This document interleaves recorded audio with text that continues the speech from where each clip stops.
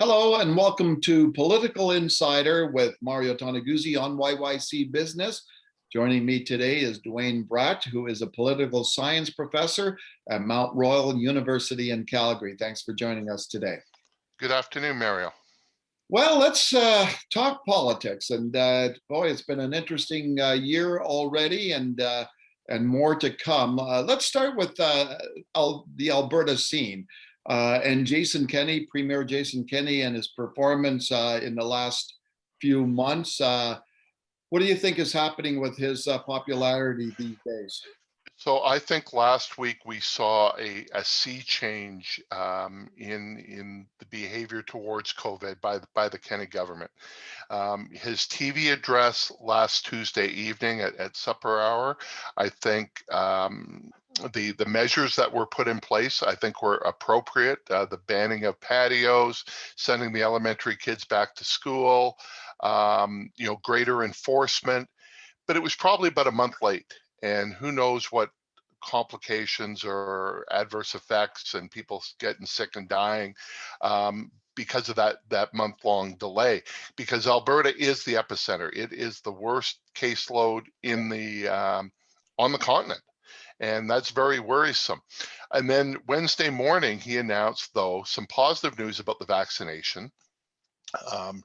Including anyone above the age of 12 is now eligible, and it shows that the vaccines are working. The vaccines are rolling out. 50, 60,000 people a day are now getting a shot. This is all positive news, but it's how to address the cases and with their new slogan, stopping this spike. I thought it was also very encouraging that there was greater emphasis on enforcement. And we saw on the weekend the Whistle Stop Cafe in Mirror, which the owner had been frequently violating health restrictions, was arrested. His business was padlocked. People who showed up to his rally over the weekend were ticketed. We saw the arrest of the Pulowski brothers, the Calgary street preacher. And then today it was announced that the organizers of the No More Lockdowns rodeo in Bowden have also been charged. So I think the higher degree of enforcement, I think, will help deal with this compliance problem. So I think it's been a good week of policies and enforcement by the government, but after a significant amount of delay. You think what Kenney has done in the last little while kind of helps some of the spiraling downward popularity that he was facing in recent months?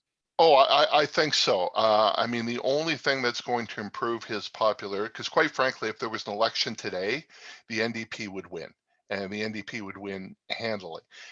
But he's got an opportunity if he can stop the spike, roll back the numbers, get people vaccinated, then we can stop with the restrictions and gradually reopen the economy and getting people back to work and getting people back socializing. That is his best bet. And I believe with the vaccination rollout, that's going to start to happen by June, by July. We're not completely out of the woods yet, but that is his path, maybe not to victory, but path to stopping the slide. Well, and then here's the interesting thing about all this, right? And everything that he has done recently, you might say he has gone against his political base. Is that absolutely. Is that going to hurt him? Well, the question is, do they return? I think he's lost a lot of those. And so that's why I say, this will stop the slide, but he's still got a major political problem with the United Conservative Party. It was designed to be a big tent. It doesn't look like a big tent right now. And there are clear fissures within it.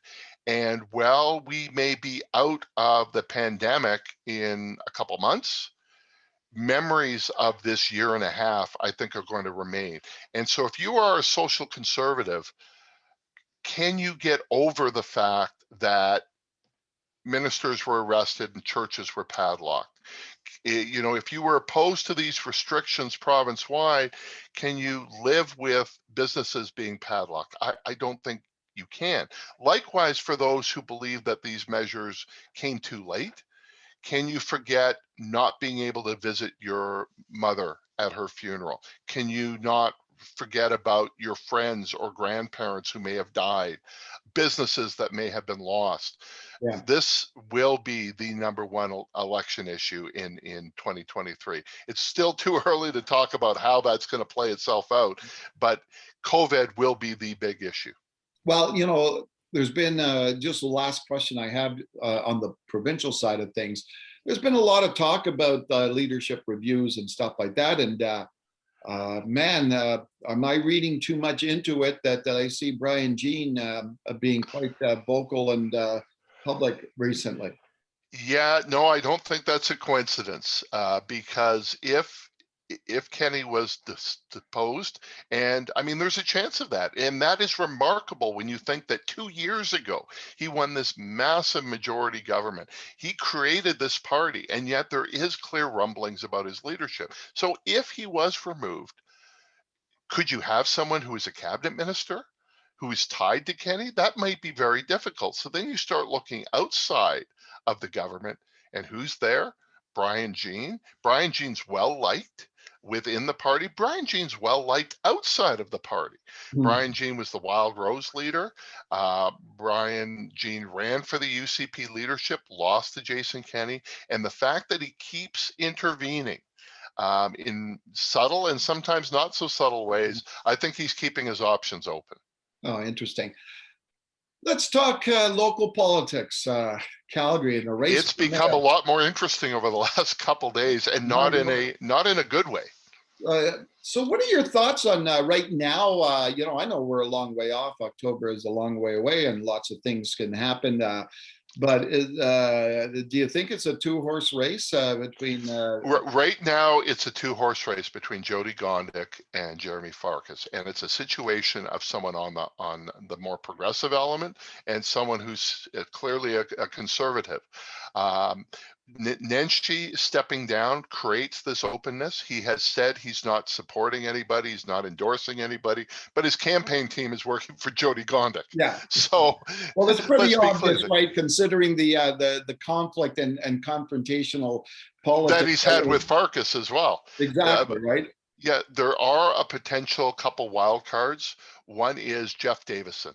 Jeff Davison had been rumored for months that he was going to run for mayor. He was the major architect of the arena deal, and it looked like he was going to use that arena deal as as his way of running for mayor. That arena deal is in some confusion right now, and so I think that may be halting Davison. It's still not too late for people to join. But they are running out of time. I mean, it's not that nominations close in September, so you got plenty of time there. The real campaigning occurs, after Labor Day. There was significant campaigning that would always go on during the Stampede. We're probably not going to have a Stampede, so there's not going to be much campaigning there. But you better start raising money and gaining volunteers at this moment in time. And the longer it goes on, the more it looks like a two-person race. Anybody else that might come out of the woodwork? We'll have to see. I mean, bear in mind, in 2010, Nenshi wasn't seen as one of the top contenders until, almost Thanksgiving. Ralph Klein in 1980 was not seen as a top contender until September. Wow. Is there anybody in this group that can emerge from that? I don't know. We'll have to see. But just the race between Gondik and Farkas really shows some of the divisions within the city. Yeah. And so we'll have to see how that goes. You know what? And even in my driving around just in the last couple of days, man, I've seen a lot of Gondik billboards go up. Yeah. So she seems to have a very strong and obviously money behind it, and the grassroots. And an experienced team. I mean, Stephen Carter is her campaign manager. Carter, of course, ran the campaigns for Nenshi in 2010 and Redford in 2012. A well-known political operator. So she's got an experienced group of people, and she's a strong candidate. I mean, let's be clear. She is a strong candidate. Farkas has also, I clearly laid out a path for himself. I mean, this was a man who was only elected in 2017, Yeah. but he clearly had designs on higher office and separated himself on the low tax, low spending side, and has been a thorn in the side of Nenshi. He probably wishes Nenshi was running. Yeah, well, exactly. Well, speaking of elections, let's turn lastly to the federal situation. Do you think we're going to have an election this year? I do. I had been one that thought that the budget was a lead up for an election Yeah. and that we would be having an election in June. But the third wave has hit Canada so hard, not just in Alberta, but in Ontario and BC. It would be irresponsible for anybody to be going to the polls now. But come fall, we could very well have that election. That would be almost 2 years, which is a very long time for a minority government. Um, where that could complicate things is, imagine a federal election roughly around the same time as a municipal race. And the fact that during the municipal election, something that we didn't mention, there will be a referendum on the federal equalization program. How does that impact? I will say some of the polling that Janet Brown has done, that I was part of, shows the Liberals could very well win seats in both Calgary and Edmonton if an election was held today. That doesn't mean that they would win all of Alberta. In fact, we're talking 2, 3, 4 seats that they may be Yeah. competitive in. But given how much they were wiped out in 2019, that would be remarkable. We're hearing that Don Iveson is being heavily recruited by the federal Liberals. Amarjit Sohi, the former federal cabinet minister, is now running for mayor of Edmonton. So there's some really interesting things going on. Here's something just throw out there, because I've always said this. Do you think the Liberals would be interested in Nenshi running federal? I think they are. The question is whether Nenshi is interested in them. I will say, if he ran in Northeast Calgary as a Liberal, he could very well win that seat. And if the Liberals form government, he would be a senior cabinet minister. Yeah. But you listen to Nenshi, and he looks tired. He looks old. He has aged 30 years in 10 years time of politics. I think he wants a break. And it's one thing to be in municipal politics where there are no parties. It's much tougher to play in a party and to be a party member. And he doesn't strike me as someone who would do well in a party. But he's got lots of opportunities. He's still young, even though he needs a break, I think. But I can tell you the federal Liberals are knocking on his door almost daily. Well, you know what? It's funny the way you described that scenario, because I thought the same thing. I've said this for the past year. Nenshi, Northeast Calgary, gets a seat in a landslide, obviously, and he's a perfect cabinet minister.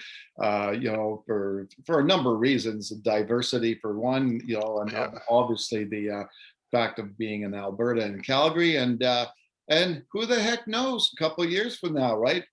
Well, and he's a nationwide name. Exactly. He's not just the mayor of Calgary. I mean, Don Iveson is really well known in Edmonton. He's a bit well known in the rest of the province, but the rest of the country, they have no clue who Don Iveson is. Nenshi, people in Toronto and Montreal know who he is. Yeah, exactly. Last question for you on the federal election, and I don't want to be a cynic or sarcastic in this, but how long after the election will the Conservatives be holding another leadership? There was a time we gave leaders second chances. And I think leaders grow from second chances. Stephen Harper, his first election as leader, lost. But I think he would be dumped overboard. Poor Aaron O'Toole is in a very tough spot where he's trying to appeal to where they need to win and still maintain his base. And that's why all of the dancing he did around this climate strategy reflects that. He developed a carbon tax that he doesn't want to call a tax. Exactly. It is so convoluted that he hopes they can just say, yep, they've got it, move it off the list, let's talk about other things. So if O'Toole does not win, he's gone. I think it's as clear as that. Yeah. Well, Politics is tough business, Mario. It's been an interesting year so far Yeah. already, but man, it's going to get more interesting as the months go forward. Thanks a lot, Duane, for joining us today. You're welcome, Mario. Okay, that was Duane Bratt, a political science professor at Mount Royal University in Calgary. This has been Political Insider with Mario Toneguzzi on YYC Business. Thanks for joining us today.